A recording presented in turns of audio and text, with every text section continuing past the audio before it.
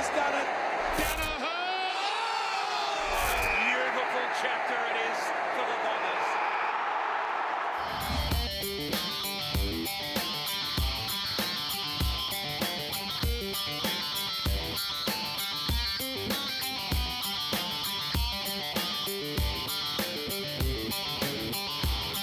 Well, hello Bomber fans, welcome to the Friday footy panel. Ahead of another huge game on Sunday, 1:10 at Etihad Stadium. The Bombers 4-4, the Eagles 6-2. Scotty, let's get straight in to Sunday's game. It's a massive one. The Eagles, a lot of people thought they can't play away from home, but it's a bit of a furphy really. It's only really the MCG, and they play some good footy at Etihad. Yeah, certainly played some good footy at Etihad. Been good at Adelaide Oval also. So this will be a tough game for the Bombers. And you know that 4-4, square with the ledger. You need to keep in front of the ledger with the evenness of the competition. You probably think about 12 games at the end of the year. I know we're looking a long way in front, but you don't want to fall behind.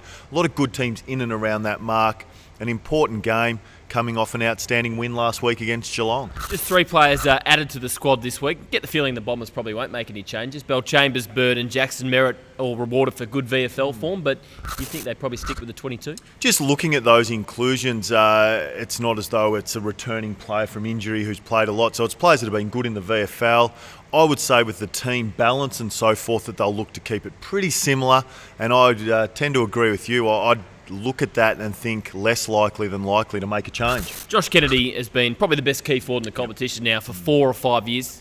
2-part question. How have you seen Michael Hartley's senior performances so far this year? And do you back him to do the job on Sunday, which allows Michael Hurley to do what he does best? And that's the question. How much do you value Hurls' layoff, intercept, setting up play with his long kicking, because he isn't burdened with the fact that he's minding the number one player? It'd be good if Paddy Ambrose was ready to come back into that team to add that balance and flexibility to it. I think you've got to back Hartley in certainly initially. His form's been patchy though. I thought Hawkins was able to get to him a couple of times under the high ball. So that'll be a really important matchup to get that right. I think you go with that to start and then look to change if Kennedy's getting out of hand. And I say that because he's such a quality player, and you would think he'll contribute at some stage on the scoreboard for the Eagles. We talk about the Eagles midfield, and people talk about Mitchell, and they talk about Pritis, and they talk about Shuey.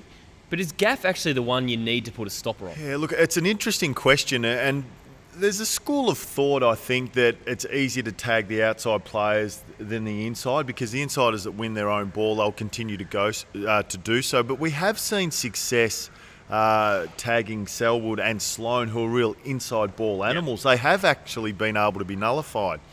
I do look at the Eagles and think, though, that the way that they want to play and the flow on and the importance of Gaff in setting up play and that link, the link in the chain for them, is critically important. And if they had someone that could nullify that run, I think that would go a long way, not to deciding the game, but a significant factor in the game is the run of Gaff with his metres gained and so forth. And who could that be? Well, it was interesting, and we were looking through it before, and I think in terms of, because he's an excellent tank, good speed, that someone like a Collier could potentially play that role. I don't know whether you need to go the full shutdown, but if you're just mindful of him, if he gets one, he seems to get 2 and 3 in the chain.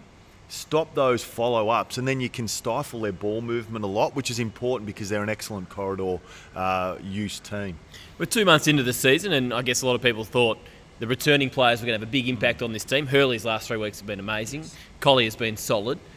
Heppel's been solid. But overall, they haven't come back and had a massive impact. What do you take out of that?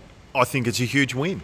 I think if this was the case and the team was 2 and 6, well, it's a huge concern.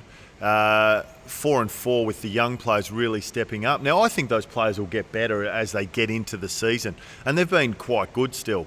They just haven't been perhaps to the level we've seen from them previously, but that'll take some time. But I like that the young players have stepped up. I think Joe Danaher continues to elevate. He's in the very top bracket now. You think he's in the top bracket? Yeah, I think he's a bees off, and I think if he can, and it's a big if, he keeps working on that goal kicking and gets that, if he's kicking, say, at 45, if he gets that to a 55% conversion, he's a beauty. I think Tom Lynch aside, he's the next best in the key forwards that I see in the competition of those young key forwards. Merritt continues on his form. Parrish has been good. Fantasia.